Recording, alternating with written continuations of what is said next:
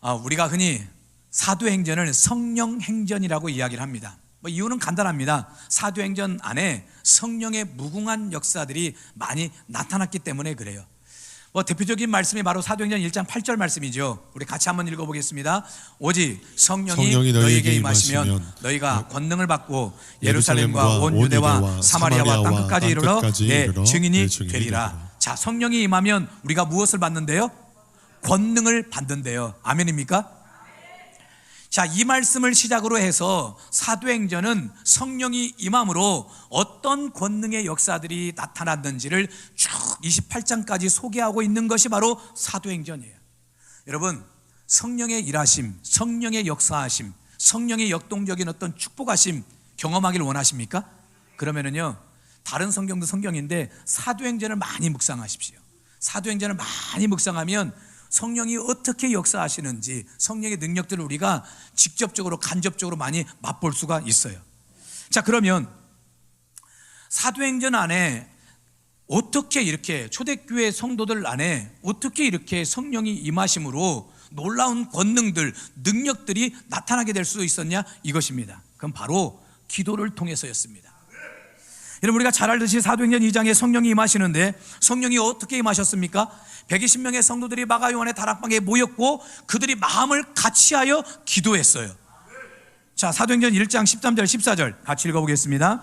들어가 그들이 유하는 다락방으로 올라가니 베드로, 요한, 야고보, 안드레와 빌립, 도마와 바돌로메, 마테와 및 알페오의 아들 야고보, 셀로신 시몬, 야고보의 아들 유다가 다 거기 있어 여자들과 예수의 어머니 마리아와 예수의 아우들과 더불어 마음을 같이하여 오로지 기도에 힘쓰니라. 이 사람들이 바로 120명들이었어요. 자, 그러자 사도행전 2장 2절 3절 같이 읽어봅니다. 호련히 하늘로부터 급하고 강한 바람 같은 소리가 있어 그들이 앉은 온 집에 가득하며 마치 불의 혀처럼 갈라지는 것들이 그들에게 보여 각 사람 위에 하나씩 임하여 있더니. 할렐루야. 성령이 바람같이 불같이 임하였어요. 어떤 자리에 임했느냐? 마음을 같이하여 오로지 기도에 힘쓴 자리에 성령이 임하셨어요. 여러분, 이런 역사적 사실을 통해서도 우리가 기도가 얼마나 중요한지 다시 깨달아 볼 수 있습니다.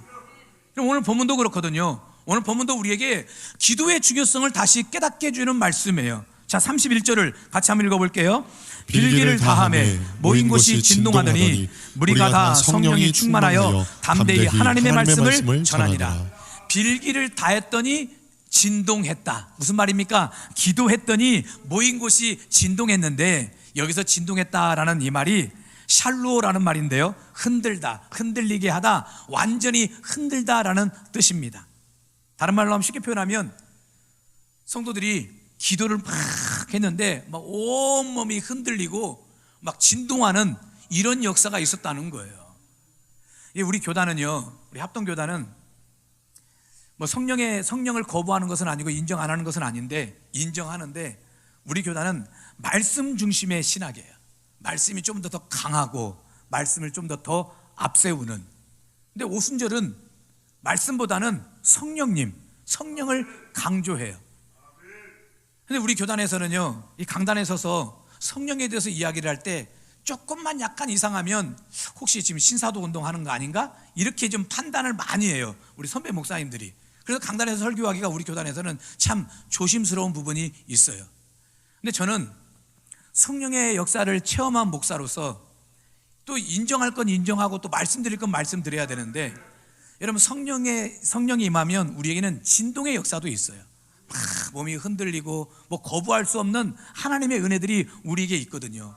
오늘 본문도 보십시오. 본문 문자 그대로 해석을 해보자면 빌기를 다했더니 성령이 임했지요. 그 성령을 통해 온몸이 흔들리고 진동하는 성령의 진동하심의 역사가 있었어요. 근데 이 진동했다라는 이 말에는 또 다른 뜻이 있습니다. 바로 피부에 와닿을 정도로라는 뜻이 있어요. 이게 무슨 말이냐면, 초대교회 성도들이 기도했더니 내 기도가 마치 피부에 와닿을 정도로 응답이 되었다는 거예요. 다른 말로 하면 내 기도가 응답되는 이 모습을 성도들이 친히 경험하고 느끼고 알고 이렇게 살았다는 얘기예요. 그러니 초대교회 성도들의 신앙생활이 여러분 얼마나 신바람 났겠습니까? 여러분, 우리가 기도의 제목에서 기도하잖아요. 응답이 되면 여러분 기분 어떻습니까? 좋지요. 어떤 분은 그렇게 말하더라고요. 목사님 째지던데요. 기분이 째진다는 거예요. 여러분, 우리가 드린 기도의 제목이 한두 가지만 응답이 돼도 기분이 너무 좋아가지고 목사님 저 기도 응답 받았어요 이렇게 막 신바람 나는데, 초대교회 성도들은 늘 빌 때마다 삶이 진동하고 피부에 와닿을 정도로 기도 응답의 역사가 무수했으니 그 신앙생활이 얼마나 신바람 났겠느냐고요. 여러분, 2026년도 우리 교회는 신바람 나는 역사가 있을 줄 믿습니다. 여러분의 신앙생활이 주 안에서 신바람 나는 역사가 있길 주님의 이름으로 축원합니다. 무엇을 통해서요? 기도를 통해서요. 그럼 우리가 행복하게 신앙생활 하기 위해서는 기도가 빠져서는 안 돼요. 기도해야 인생이 잘 될 줄 믿습니다. 기도해야 인생이 행복하게 되고 기도해야 즐거워지는 거예요. 우리가 종종 부르는 찬송가 중에 263장이 있습니다. 1절 가사가 이렇습니다. 이 세상 험하고 나 비록 약하나 늘 기도 힘쓰면 큰 권능 얻겠네. 사실 우리가 사는 세상이 얼마나 험합니까? 그냥 가만히 있어도 그냥 코베어가는 그런 세상이라 해도 뭐 과언이 아닐 정도로 우리가 사는 세상이 너무 험하고 불확실하고 불안하고 그렇지요. 근데 그런 세상에 비해서 우리는 어떻다고 말하느냐? 나 비록 약하나. 세상은 험하고 강한데 우리는 뭐가 돼요? 약하대요. 사실 그렇지 않습니까? 그래서 우리가 할 수 있는 유일한 것이 무엇이냐? 늘 기도 힘쓰면. 우리가 할 수 있는 건 기도밖에 없어요. 세상은 너무 커요. 사단마귀는 너무 강력해요. 이런 세상을 이기고 사단마귀를 이길 수 있기는 우리의 약함으로는 감히 상대가 되질 않아요. 할 수 있는 유일한 방법은 기도밖에 없대요. 근데 그렇게 기도하면 어떻게 된다는 겁니까? 큰 권능 얻겠네. 근데 2절 가사에 보니까 그 주님의 권능이 어떻다고 말을 하느냐? 주님의 권능은 한없이 크오니. 주님의 권능이 어떻대요? 한없이 크대요. 주님의 권능은 제한이 없다는 거예요. 한계가 없다는 겁니다. 여러분, 하나님의 응답하시면 한계가 없는 줄 믿습니다. 하나님의 축복하시면 한계가 없어요. 하나님의 역사하시면 한계가 없어요. 그래서 돌같은 우리의 마음도 녹여준대요. 3절은 가사는 이렇습니다. 내 마음이 약하여 늘 넘어지오니. 우리 마음이 약하잖아요. 그래서 늘 수없이 넘어지고 무너지고 자빠지고 좌절하고 절망하고 불안해하고 두려워하고, 이런 우리에게 하나님께서 어떻게 하시느냐? 주 예수 힘주사 굳세게 하소서. 하나님께서 우리에게 힘을 주신대요. 은혜를 주신대요. 그래서 굳세게 한다. 무슨 말입니까? 세상이 아무리 유업하고 강해도 그런 세상을 향해 우리가 담대히 할 수 있대요. 당당할 수 있대요. 사단마귀가 아무리 우리보다 강력한 것 같아도 우리는 그 사단마귀보다 더 강력한 예수 그리스도가 있으니 그 주님을 믿고 우리는 굳세게 된대요. 담대하게 된다는 거예요. 여러분, 이 얼마나 크고 놀라운 하나님의 은혜요 축복입니까? 이런 일이 어떤 자에게 임하느냐? 따라합시다. 늘 기도 힘쓰면. 늘 기도 힘쓴 자에게 바로 이와 같은 은혜와 축복이 임하게 된다는 거예요. 그래서 저는 개인적으로요, 개인 기도할 때 이 찬양을 좀 자주 불러요. 이 세상 험하고 나 비록 약하나 늘 기도 힘쓰면 큰 권능 얻겠네. 우리 이런 고백을 담아서 우리 함께 하나님 앞에 찬양하도록 하겠습니다. 이 세상 험하고 나 비록 약하나. 이 세상 험하고 나 비록 약하나 늘 기도 힘쓰며 큰 권능 얻겠네. 주의 은혜로 대속받아서 비와 같이 붉은 죄 눈같이 주님의 권능은 한없이 크오니. 주님의 권능은 한없이 크오니 돌 같은 내 마음 삼년합니다. 내 마음이 약하여 늘 넘어지오나. 내 마음이 약하여 늘 넘어지오니 주 예수 힘주사 주님의 굳세게 은혜로. 하소서. 주의 은혜로 대속받아서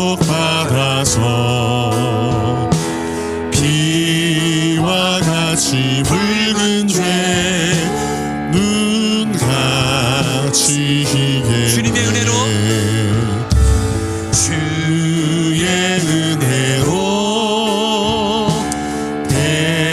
대속받아서 비와 같이 붉은 죄 눈같이 희겠네. 할렐루야. 자, 그러면 여기서 초대교회 성도들은 도대체 어떻게 기도했길래, 어떤 기도의 제목을 가지고 빌기를 다했기에 그들의 인생이 진동하고 피부에 와닿을 정도로 많은 기도 응답을 경험하며 살았느냐 이거예요. 오늘 본문에 보면 초대교회 성도들이 드렸던 세 가지 기도 제목이 소개되고 있어요. 그리고 오늘 이 기도 제목은 오늘 우리의 기도의 제목이 되어야 될 줄 믿습니다. 자, 그럼 앞으로 이 세 가지 기도 잊지 말고 이 기도 꼭 하시길 바랍니다. 첫 번째가 무엇이었느냐? 주여 세상의 위협으로부터 우리를 굽어 보시옵소서. 자, 29절 말씀을 같이 한번 읽어볼게요. 주여 이제도 그들의 위협함을 굽어 보시옵고. 여러분, 제가 누누이 말씀드리지만 성도라고 인생에 고난이 없는 거 없습니까? 성도는 다 잘되고 형통합니까? 우리가 그렇지 않다는 거 너무 잘 알고 있지요. 성도도 죄 많은 세상에서 살다 보니까 고난을 겪고 어려운 일을 겪을 때가 있어요. 여러분, 사도행전 4장은요 베드로와 요한이 복음을 전하다가 이 산헤드린 공의회 의원들에게 붙잡힙니다. 그래서 재판을 받았어요. 그래서 핍박을 받고 박해를 받았어요. 한 번만 더 복음 전하면, 너 예수님 전하면 너 죽여버리겠다, 협박을 받았거든요. 여러분, 베드로와 요한이 잡힌 이유는 다른 게 아니에요. 특히 우리가 지난주에 예수님의 이름으로 나면서부터 안진뱅이였던 사람을 고치는 그 사건을 우리가 말씀을 살펴보지 않았습니까? 사도행전 3장에서 그와 같은 엄청난 기적들을 행하고 능력들을 행했어요. 여러분, 칭찬받아도 마땅할 일 아닙니까? 근데 그 일 때문에 베드로와 요한이 붙잡힙니다. 붙잡히고 재판받고 또 유혹받고 협박받고, 얼마나 억울할 일입니까? 여러분, 이게 베드로와 요한의 문제이냐? 그렇잖아요. 우리도 살다 보면, 세상에 살다 보면은 얼마든지 이런 일을, 억울한 일, 가슴 칠 일을 겪을 때가 있지요. 그러나 성도가 세상 사람과 다른 것이 있습니다. 여러분, 세상 사람들은요 인생에 고난이 닥쳤을 때 어떻게 이야기하느냐? 고난을 없애달라고 그렇게 기도하더라고요. 고난을 물리쳐달라고, 다시는 고난이 없게 해달라고 기도하는데, 근데 성도는요 그렇게 기도하질 않아요. 고난을 없애달라고 기도하는 것이 아니라, 따라합시다, 고난을 이기게 해주십시오. 고난을 이기게 해달라고, 고난을 극복하게 해달라고 기도해야 되는 거예요. 여러분, 종교개혁자 칼빈이요 오늘 사도행전 4장 29절 말씀을 해석하면서 이렇게 이야기를 했습니다. 고난을 없애달라는 기도는 하나님의 축복을 거절하겠다는 것이다. 그러니 고난을 없애달라고 기도하기보다 고난을 이기게 해달라고 기도하라. 여러분, 성경은 성도에게 있는 고난이 유익이라고 이야기를 하고 있거든요. 자, 시편 119편 71절 같이 읽어볼게요. 고난당한 것이 내게 유익이라. 이로 말미암아 내가 주의 율례들을 배우게 되었나이다. 이뿐 아닙니다. 바울은 로마서에서 현재의 고난은 장차 하나님이 우리에게 주실 축복과는 비교할 수 없다고도 이야기를 했어요. 자, 로마서 8장 18절 같이 읽어봐요. 생각하건대 현재의 고난은 장차 우리에게 나타날 영광과 비교할 수 없도다. 또 고린도 후서에서는 고난이 넘칠수록 하나님의 위로도 넘친대요. 같이 봅니다. 그리스도의 고난이 우리에게 넘친 것 같이 우리가 받는 위로도 그리스도로 말미암아 넘치는도다. 할렐루야. 그러니 성도에게 닥쳐진 고난이, 여러분, 우리에게 아픔이라고만 말할 수 없어요. 부정적으로만 해석할 수가 없거든요. 오히려 그 고난은 하나님의 축복을 경험하고 하나님의 은혜를 경험하는 엄청난 통로가 되는 거예요. 그러므로 고난이 없기를 원하는 분은요, 하나님, 나에게는 하나님의 은혜도 필요 없고 하나님의 축복도 필요 없습니다 라고 해석해도 이게 잘못된 해석이 아니라는 거지요. 그러니 우리는 고난이 없기를 위해 기도할 것이 아니라 고난을 이기게 해달라고 기도해야 돼요. 고난을 극복하게 해달라고 기도해야 돼요. 여러분, 사실 고난 없게 해달라고 우리 기도합니까, 안 합니까? 사실 그런 기도 하죠. 인생이 형통하게 해달라고, 고난이 없게 해달라고, 어려움이 없게 해달라고. 저도 제 자녀들을 위해 기도할 때 우리 아이들은 저 같은 이런 고난은 겪지 않고 좀 인생을 행복하게 형통하게 살게 해달라고 그렇게 기도하는데, 근데 여러분, 우리가 그렇게 기도한다고 진짜 인생에 고난이 없던가요? 삶이 언제나 형통하던가요? 우리가 그렇지 않다는 걸 너무 잘 알고 있어요. 하나님은 우리에게 때로는 고난을 허락하실 때가 있어요. 어느 때는 의도적으로라도 고난을 허락하실 때가 있어요. 근데 오늘 오후 예배 설교가 여러 가지 시험의 종류에 대한 설교를 하게 될 텐데요, 하나님이 우리에게 주시는 시험이, 때로는 테스트가 고난이 있거든요. 근데 그때 우리가 어떻게 기도하는 것이 낫느냐? 그 고난을 없애달라고 할 것이 아니라 고난을 이기게 해주십시오. 극복하게 해주십시오. 그 힘을 내게 주십시오. 그 지혜를 내게 주십시오라고 기도해야 되는 거예요. 여러분, 29절에서 주여 이제도 그들의 위협함을 굽어보시옵고 라는 기도가 바로 이런 내용입니다. 여러분, 여기서 굽어본다라는 이 말이 위에서 보다라는 뜻이거든요. 이 말은 어떤 대상에 지극히 관심을 가지고 볼 때 사용되는 말입니다. 이런 베드로와 요한이 사내들인 공의회 의원들에게 붙잡혔어요. 얼마나 많은 위협과 경고를 받았는지 모릅니다. 많은 고난을 겪었어요. 그래서 기도한 것이 무엇이냐면, 하나님, 우리가 지금 복음을 전하다가 이렇게 붙잡혀서 재판을 받고 위협을 당하고 박해를 당하고 있는데, 제발 다시는 앞으로 이런 고난이 좀 없게 해주십시오, 이런 환난이 좀 없게 해주십시오 라고 기도하고 있는 것이 아니라, 하나님, 이런 고난마저도, 이런 핍박마저도 우리가 이길 수 있도록, 잘 견딜 수 있도록, 극복할 수 있도록 내게 힘을 주십시오, 능력을 주십시오, 그런 은혜를 우리에게 허락해 주십시오라고 기도하고 있는 거예요. 여러분, 이것이 오늘 우리의 기도의 제목이 되어야 될 줄 믿습니다. 잘되게 해달라는 기도, 물론 중요한 기도입니다. 많이 하십시오. 그러나 잘되게 해달라는 기도뿐만 아니라 인생의 고난이 닥쳤어도 그 고난을 이길 수 있는 지혜도 능력도 힘도 달라고 기도해야 돼요. 6.25 때 인천 상륙작전을 성공시킨 메가다 장군은요, 그의 자녀들을 위해서 이렇게 늘 기도했다고 합니다. 주여, 나의 자녀들을 평탄케만 마시옵고 고난도 주시옵소서. 그리고 그 고난을 극복할 용기와 지혜도 주시옵소서. 사실 참 부모 입장에서 이런 기도 드리기가 참 쉽지가 않아요. 우리 자녀들에게 고난도 달라는 기도 쉽지가 않거든요. 그럼에도 불구하고 그렇게 기도할 수 있는 이유는 그 고난을 이길 수 있는 용기와 지혜도 달라는 기도, 바로 이것 때문 아닙니까? 서양의 어느 현자는 이렇게 말했어요. 편안히 살게 해달라고 기도하지 말고 강한 사람이 되게 해달라고 기도하라. 또 쉬운 일을 달라고 기도하지 말고 어떤 일이든 다 처리할 수 있는 지혜와 힘을 달라고 하나님께 기도하라. 할렐루야. 우리가 잘 알고 있는 구약의 야베스 보십시오. 그는 태어날 때부터 야베스란 이름이었죠. 고난이다, 고통이다, 수고롭게 낳았다. 그러니 그의 인생에 얼마나 많은 고난과 아픔이 있었겠습니까? 그럼에도 성경을 보니까 이 야베스는 존귀한 사람이 되었대요. 자, 역대상 4장 9절 같이 읽어볼게요. 야베스는 그의 형제보다 귀중한 자라. 그의 어머니가 이름하여 이르되 야베스라 하였으니 이는 내가 수고로이 낳았다 흠이었더라. 분명 야베스는 태어날 때부터 고통스럽게 수고롭게 태어나고 그의 인생에 많은 고난과 고통과 아픔이 있었어요. 그럼에도 불구하고 그의 나중은 그가 어떤 사람이 되느냐? 존귀한 사람이 되었어요. 그 이유가 어디에 있었을까요? 바로 기도에 있었어요. 기도에 있었는데 야베스의 기도를 구조 분석해 보면은요, 야베스가 좀 특별하게 하나님 앞에 기도하고 있는 것을 우리가 알 수 있어요. 자, 역대상 4장 10절 말씀인데 같이 읽어보겠습니다. 야베스가 이스라엘 하나님께 아뢰어 이르되 주께서 내게 복을 주시려거든 나의 지역을 넓히시고 주의 손으로 나를 도우사 나로 환난을 벗어나 내게 근심이 없게 하옵소서 하였더니 하나님이 그가 구하는 것을 허락하셨더라. 자, 마지막 기도의 제목이 무엇이었느냐? 나로 환난을 벗어나 내게 근심이 없게 하옵소서.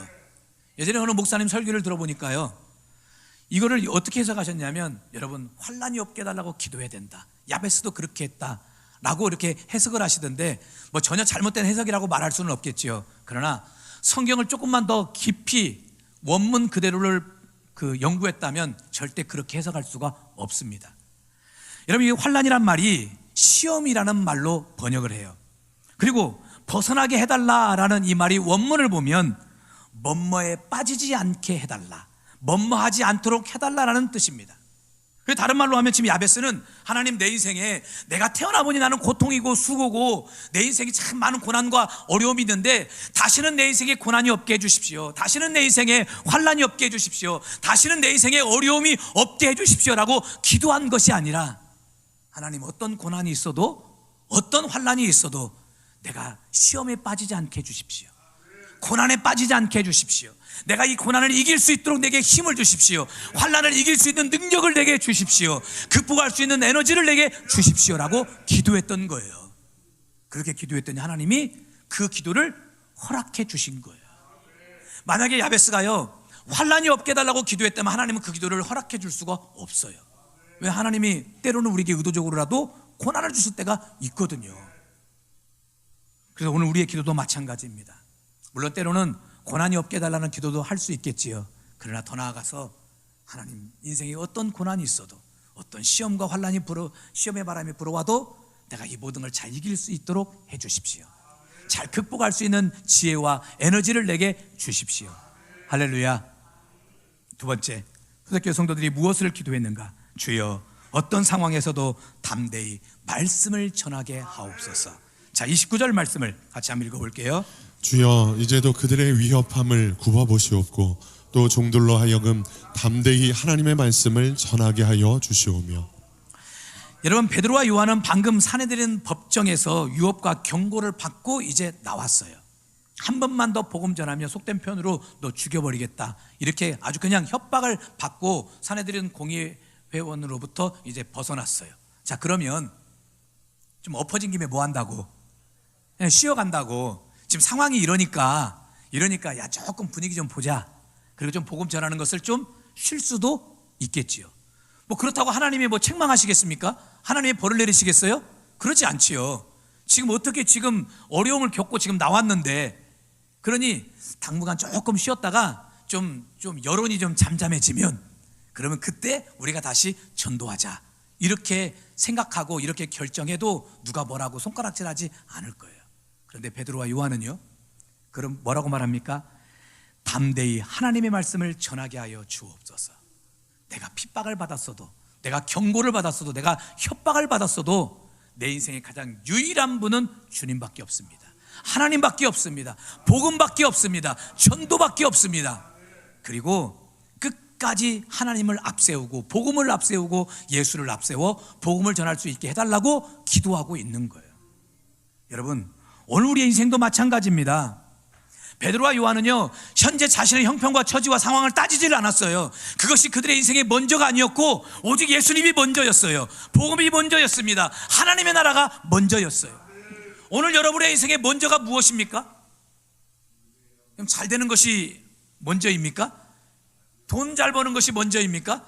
형통하게 되는 것이 먼저입니까? 자식 좋은 대학 들어가는 것이 먼저입니까? 물론 우리가 그런 소원 가질 수 있지만 우리에게 먼저는 바로 복음이어야 돼요. 우리에게 먼저는 바로 예수님이어야 돼요. 우리보다 앞서는 것은 그 누구도 없어요. 예수님이고 복음입니다. 그러니 하나님, 내가 언제나 복음을 앞세우게 해주십시오. 예수님을 앞세우게 해주십시오. 내 형편과 처지와 상황이 어떠하든 나에게 가장 먼저 되시는 분은 바로 주님이 되게 해주십시오. 복음이 되게 해주십시오. 바로 이런 기도를 드려야 된다는 거예요. 마지막 세 번째로, 초대교회 성도들이 드렸던 기도의 제목이 무엇이냐? 주여, 예수의 이름으로 표적과 기사가 나타나게 하옵소서. 자, 30절 말씀 같이 한번 읽어볼게요. 손을 내밀어 병을 낫게 하시옵고 표적과 기사가 거룩한 종 예수의 이름으로 이루어지게 하옵소서 하더라. 여러분, 여러분의 믿음이 날로 날로 성장하기를 원하시죠? 아멘 없으신 거 보니까 우리 모든 성도들의 믿음이 날로 날로 성장케 되고 성숙해 되는 역사가 있기를 바랍니다. 그래서 우리도 예수 믿는데 작년 믿음보다는 올해 믿음이 더 나아져야 되지 않습니까? 10년 전 믿음보다는 올해 믿음이 더 나아져야 되는 거 아니에요? 10년 전이나 지금이나 똑같으면 문제가 심각한 거지요. 믿음이 어떻게 자라느냐 이거예요. 여러분, 믿음은 말씀을 통해 자라요. 말씀을 듣고 말씀대로 살면 믿음은 자라게 되어 있어요. 여러분 해보십시오. 내가 말씀을 수없이 듣고 말씀을 읽고 말씀대로 살아나는데 내 믿음이 자라지 않는다? 절대 그럴 수가 없어요. 반드시 믿음은 말씀을 통해 자라요. 또 하나 방법이 있습니다. 믿음이 어떻게 자라는 줄 아십니까? 때로는 영적인 체험을 통해서도 믿음이 자라요. 여러분, 저는 우리 성도들이 여러분들이 영적인 체험 많이 하시길 바랍니다. 그런 영적인 체험들이, 하나님의 살아계심을 내 현장 속에 느끼는 그런 영적인 체험들이 내 믿음을 자라게도 만들어줘요. 그러면 이 영적인 체험 어떻게 할 수 있습니까? 기도를 통해서만 할 수 있어요. 오직 기도를 통해서만 하나님의 영적인 은혜를 체험할 수가 있어요. 그래서 초대교회 성도들이 어떻게 기도했어요? 주여 예수의 이름으로 표적과 기사가 나타나게 하옵소서라고 기도했던 거예요. 여러분, 사실 초대교회 안에 실로 얼마나 많은 영적인 기사와 표적들이 나타났습니까? 예수님의 이름으로 병을 고치고 심지어는 막 죽은 자를 살려내는 기적도 교회 안에서 있었어요. 그 이유가 무엇 때문이냐? 바로 기도 때문이었어요. 어떤 기도입니까? 주여 예수의 이름으로 표적과 기사가 나타나게 하옵소서. 다른 말로 하면 주여 예수의 이름으로 내 삶의 영적인 체험들이 많아지게 해 주십시오. 이렇게 기도했던 거예요. 그랬더니 예수님의 이름으로 병도 낫고, 예수님의 이름으로 앉은뱅이도 일어서고, 예수님의 이름으로 죽은 자도 살아나고, 예수님의 이름으로 문제도 해결되고, 예수님의 이름으로 놀라운 기적들과 은혜들이 나타나게 되었던 거예요. 그렇다면 여러분, 초대교회 안에서만 이런 기사와 표적이 있을까요? 아니죠. 오늘날 우리 한국교회, 우리 교회 안에도 얼마든지 이런 기사와 표적이 따르게 될 줄 믿습니다. 오늘날도 기도하는 자에게는 표적과 기사가 반드시 따르게 되어 있어요. 제가 기도를 통한 기적을 생각할 때마다 정말 잊을 수 없는 사건들이, 여러 사건들이 있는데 그 가운데 하나가 있습니다. 제가 전에도 우리 성도들에게 말씀드린 적이 있는데요, 제가 대학 다닐 때 등록금을 마련하기 위해서 기도원에서 봉사했던 때가 있었어요. 전라북도 전주 완산 가면은 수양산 기도원이라고 있는데, 그 기도원에서 제가 봉사할 때가 있었어요. 여름철 한 3개월 정도 교회 그 기도원 허드렛 일을 하고, 또 집회 때는 또 찬송 인도하고, 그렇게 하면 이제 기도원 원장님이 이제 그 당시 이제 대학 등록금을 다 이제 대주셨거든요. 그렇게 했는데, 그때 그 기도원에 나이가 지긋하게 드신 권사님이 오셔가지고 기도원에서 이제 숙식을 하시면서 이 교회에서 기도원 예배당 성전에서 늘 기도하시는 거예요. 그분은 돈이 많은 분도 아니고 배경이 좋은 분도 아니었습니다. 아픔과 상처가 많은 분이었어요. 여러분 생각해 보세요. 기도원에서 먹고 자면서 새벽부터 밤 늦은 시간까지 기도하시는 분이라고 하면 얼마나 그 삶 속에 많은 어려움과 고통이 있었겠습니까? 그래서인지 몰라도 기도를 참 오랫동안 많이 하신 분이었어요. 근데 어느 날 그 기도원에 나이가 젊은 아기 엄마가 한 4살인가 5살 정도 되는 아들을 데리고 기도원에 기도하러 오신 거예요. 근데 이분이요, 무슨 사연이 있는 분이신지 예배 때마다, 기도할 때마다 우는 거예요. 이 젊은 사람이, 젊은 세대기 막 울어.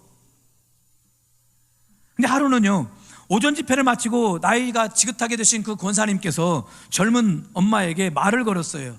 이 세대에 무슨 사연이 있어? 어찌 그렇게 예배 때마다, 기도할 때마다 이렇게 펑펑 우시오? 나에게 한번 얘기 좀 해보라는 거예요. 알고 보니까요, 이분이 30 초반인데 암 말기로 병원에서 얼마 못 산다는 거예요.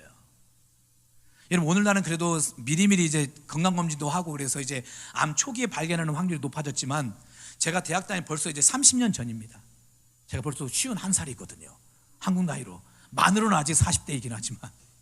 근데 제가 20살 때였으니까 30년 전에는, 그때는 진짜 미리 건강검진하고 이런 게 어디 있습니까? 아파서 갔더니 말기라고, 이제 더 이상 못 산다고, 이런 경우들이 참 많았지 않습니까? 그래서 이분이 30 초반 되는 이제 4살 5살밖에 없는 그 아들이 두고 엄마가 말기암으로 얼마 못 산다는 거예요. 참 얼마나 마음이 아픕니까? 그래서 기도원에 기도하러 오신 거예요. 그 사연을 알고 권사님께서 딱 보니까 자기 손녀딸 정도밖에 안 되는 거예요. 손녀딸 정도밖에. 근데 젊은 세대기 얼마나 불쌍하게 보이든지, 그리고 또 아무것도 모르고 그냥 그 기도원이요, 우리 본당 한 3배 정도 됩니다. 작은 기도원이 아니에요. 전주에서 전라북도에 2번째로 큰 기도원이었으니까 작은 기도원이 아닌데, 이 기도원 예배당 공간이 얼마나 넓어요. 그러니 아들은 막 여기저기 이제 4살 5살밖에 안 됐으니 그냥 여기저기 뛰어다니고, 제가 그 아들을 보느라고 얼마나 애를 썼는지 몰라요. 하여간 그놈 한 번 더 만나면은 좀 내가 너 때문에 그때 고생 많이 했다 많이 했다 그래야 될 텐데, 아들은 아무것도 모르지. 엄마가 뭐 곧 죽는다는 거 어떻게 합니까? 아무것도 모르고 그냥 천박지축 어린애처럼 막 이렇게 막 뛰어놀고. 근데 권사님이 그 아들을 보니까 또 아들이 얼마나 불쌍한지, 저렇게 지 엄마 죽을 줄도 모르고 저렇게 뛰어노는 저 아들을 남겨두고 또 죽어야 되는 그 엄마를 생각하니까 눈물밖에 나질 않아요. 그래서 권사님이 그랬어요. 세대, 내가 세댁을 위해 기도하고 싶은데 기도해도 괜찮소? 네, 기도해 주세요. 근데 기도가 나올까요, 안 나올까요? 그럼 사실 기도가 나오기가 쉽지 않지요. 그냥 권사님이 이 세댁의 손을 잡고 울면서 울기만 하는 거예요. 이게 권사님이 우니까 세댁도 울고 권사님도 울고 덩달아 나도 울고 거기 주변에 있는 사람들도 괜히 울고 우는 거지요. 그리고는 한참 후에 큰 소리도 아닙니다. 작은 목소리로, 하나님 이 젊은 세댁을 불쌍히 여겨주십시오. 그리고 이 세댁을 좀 고쳐주십시오. 하나님은 온 우주 만물을 창조하신 분이시니 못할 것이 없으신 분이시니 죽은 자도 살리신 분 아닙니까? 하나님이 이 세대를 꼭 좀 살려주십시오. 여러분, 그 과정을요 시간 관계상 다 말씀드릴 수는 없는데, 결국 이 기도를 통해서 정말 거짓말같이 그 세대기 암에서 고침받았어요. 제가 그때 20살 때였어요. 이걸 보지 않았으면, 아마 여러분처럼 그냥 듣고만 있었으면 에게 진짜 그럴까? 그럴 수 있는데 저는 직접 그 광경을 봤거든요. 그 모습을 보고 정말 얼마나 신기하고 놀랍던지. 여러분, 표적과 기사는 대단한 사람을 통해 나타나는 것이 아닙니다. 많은 배경이 좋고 스펙이 좋고 많이 배우고 가진 것이 많은 사람을 통해서 하늘의 기사와 표적이 나타나는 것이 아니라 오직 믿음으로 기도하는 자를 통해 지금도 여전히 기사와 표적은 나타나게 되어 있어요. 더욱이 눈물의 기도를 드리는 자들에게는 더욱 강력한 하나님의 역사가 있는 줄 믿습니다. 자, 이 시편 56편 8절 같이 읽어볼게요. 나의 유리함을 주께서 계수하사오니 나의 눈물을 주의 병에 담으소서. 여러분, 시편 56편 다윗이 기록했는데 다윗의 인생에 얼마나 많은 유리함이 있었습니까? 여기서 유리함은 고난이라는 말입니다. 다윗의 인생에 많은 고난이 있었어요. 그래서 다윗이 그 고난이 있을 때마다 한 일이 뭡니까? 눈물로 기도한 것뿐이었어요. 눈물밖에 안 났던 거예요. 자신이 얼마나 많은 눈물로 기도했는지 그 눈물을 주님의 병에 좀 채워달라고 지금 그렇게 기도하고 있는 거예요. 근데 보세요, 하나님은 다윗의 그 눈물의 기도를 보시고 고난이 있을 때마다 그 고난을 이기게 하셨고 승리하게 만드셨고 결국 기사와 표적을 다윗에게 주셔서 다윗을 이스라엘의 위대한 왕으로 만드셨어요. 여러분, 그래서 성경은 우리에게 이렇게 말씀하고 있습니다. 야고보 5장 16절 같이 읽어봅니다. 그러므로 너희 죄를 서로 고백하며 병이 낫기를 위하여 서로 기도하라. 의인의 간구는 역사하는 힘이 큼이니라. 할렐루야. 의인의 간구는 뭐가 크대요? 역사하는 힘이 크대요. 여러분, 여기서 말하는 의인의 간구가 무엇입니까? 믿음으로 드리는 자의 기도예요. 믿음으로 드리는 자의 기도에는 역사하는 힘이 크다는 것입니다. 그렇다면 여러분, 왜 믿음으로 드리는 자의 기도에 역사하는 힘이 클까요?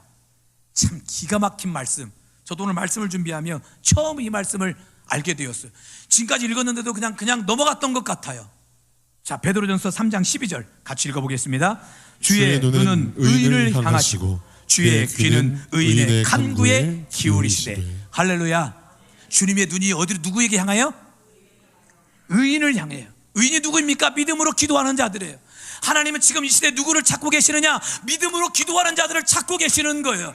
하나님의 살아계심을 믿고 기사와 표적이 나타나게 달라고 기도하는 자들을 하나님은 찾고 계시는 거예요. 누가 지금 기도하고 있을까? 누가 내 이름으로 기도하고 있을까? 누가 믿음으로 기도하고 있을까? 그렇게 하나님은 찾고, 또 하나님의 귀는 누구에게 향한대요?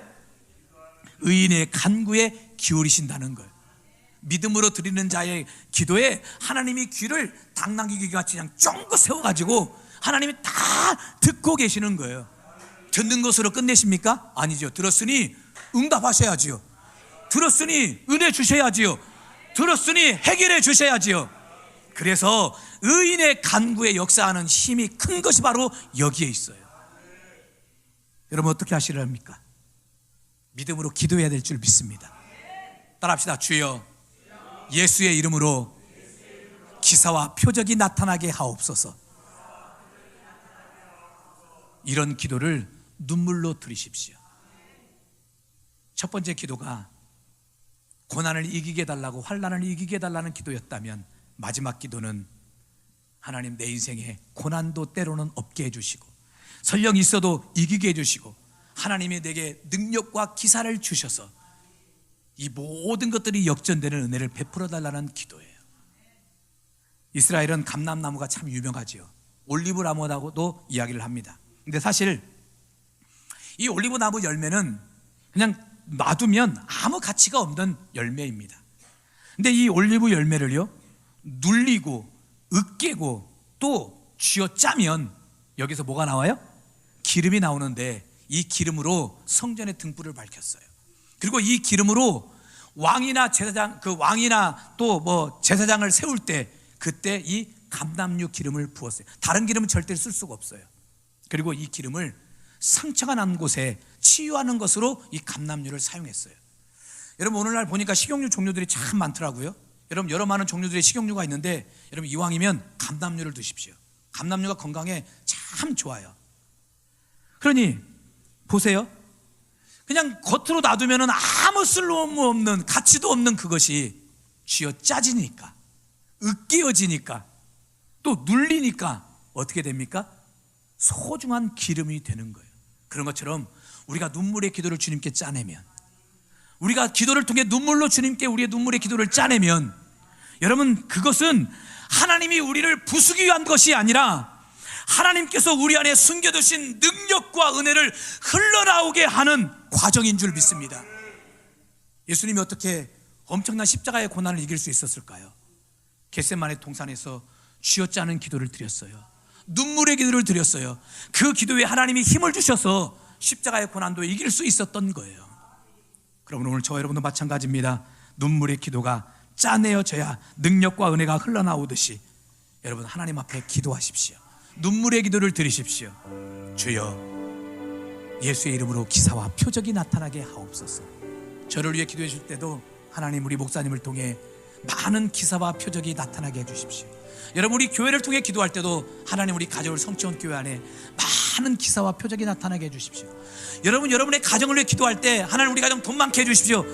여러분 이런 기도보다요 하나님 우리 가정 안에 기사와 표적이 많이 나타나게 해주십시오. 이 기도 제목 안에 다 포함되어 있는 거예요. 우리 자녀를 위해 기도할 때도 하나님 우리 자녀 좋은 대학 들어가게 해주십시오. 이런 기도도 할 수 있지만 하나님 우리 자녀를 통해 기사와 표적이 많이 나타나게 해주십시오. 이렇게 기도하셔서 오늘 여러분의 삶 속에 기도를 통한 숱한 은혜와 축복이 가득 넘치길 주님의 이름으로 축원합니다. 아멘.